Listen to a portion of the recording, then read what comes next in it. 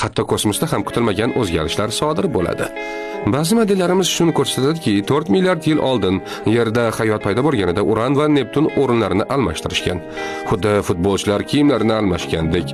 Ular shunchaki orbitalarni almashtirgan. Ehtimol bu yonidan uchib o'tgan asteroid ularning tortishish maydonlarini ozgina o'zgartirish tufayli sodir bo'lgandir. Demak, koinot ham xuddi ob-havo kabi oldindan aytib bo'lmas ekan. Shunchaki biz uni payqash uchun juda kam yashaymiz. Bu xuddi bir kunlik kapaliklar 10 yillik obligatsiyalar nima ekanligini tushuntirishiga o'xshaydi. Ular bunday uzoq muddatli tushunchalarni tasavvur ham qila olishmaydi. Turbulent atmosferada xaos bir haftada o'zini namoyon etadi.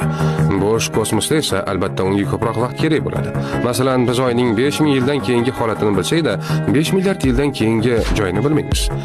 Hatto butun koinotni emas, balki faqat 3 ta yaqin sayyora yoki 3 ta yaqin yulduzni ko'rib chiqsak ham, ularning kelajagini bashorat qilish imkonsiz.